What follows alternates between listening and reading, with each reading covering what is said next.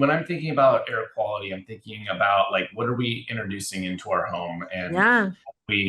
how do we minimize the impacts on us, as Hmm. well as a lot of us are experiencing wildfires during the summer, Yeah. and we have all that smoke that just bombards us. So how do we Yeah.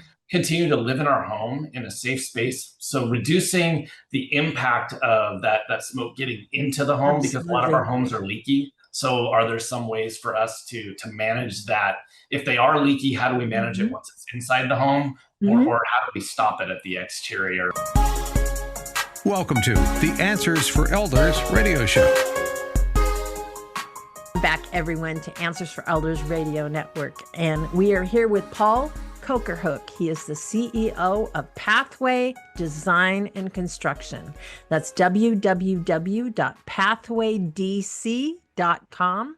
And I am just excited that we have an opportunity to talk about aging in place.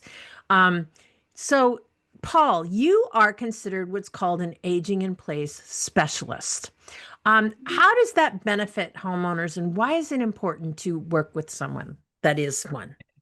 Yeah, so the Aging in Place Specialist designation is given out through the NAHB, so the National Home Builders Association. So this is a course that we've gone through. I think almost all of my employees have been through it now, but Hmm. the idea is really introducing aging in place in three separate courses, and each course gets a little bit deeper into Hmm. how we think about projects and deal with different medical issues that Right. homeowners might be experiencing. Yeah. Well, and it's also to understand really what a flow of life is for someone that's aging, to understand specifically, okay, well, they have to walk, they're probably going to get up in the middle of the night because your bladder doesn't hold yours as long as it used to. So what is the lighting like? How do you get from point A Yeah. to point B? And then there's other things that are probably, emerged in the last few years, like AI, which is phenomenal with helping to monitor if somebody falls or things like that. So there's a lot of technology, obviously, that you get to keep up with as an aging in place specialist, I'm sure.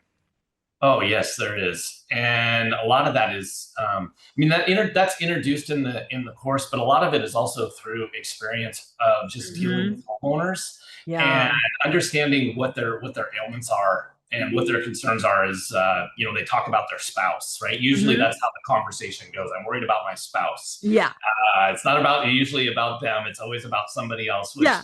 that's great. It allows us at least a talking point to figure out how Hmm. to help solve some problems. Sure, sure. And obviously, because you're into sustainability, we didn't really touch that much on air quality. Air quality for seniors is huge. I think we don't really understand how important it is. Could you share a little bit about quality and wellness? Yeah, so when I'm thinking about air quality, I'm thinking about like what are we introducing into our home, and Yeah. how do we minimize the impacts on us, as Hmm. well as a lot of us are experiencing wildfires during the summer, Yeah. and we have all that smoke that just bombards us. So how do we Yeah.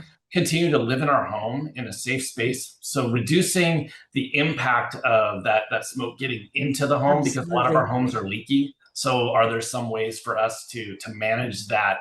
If they are leaky, how do we manage it Hmm. once it's inside the home? Or how do we stop it at the exterior? Well, and not to mention living in multi, unit buildings, Yeah, different sorts of scenarios where you may need some extra, um, protections, for example. And I think the other thing is that when, a senior is much more susceptible to contracting disease and different things like that. So having, a proper filtration system within your home is a huge piece. it is. And I like to think about it too, like us as a glass of water, right? Like as we Hmm. to age, we've been exposed to more chemicals over the years, and that glass just continues to fill up. And eventually it overflows. So how do we keep it at the level that it's currently at, so that we're not so that we're minimizing future impact. Yeah, that makes sense. So obviously, you go in and you do a survey, a free estimate. What is involved when you go into a home? Yeah. So first of all, we're going to talk about like what their concerns are. So what are the biggest issues that they see in their home?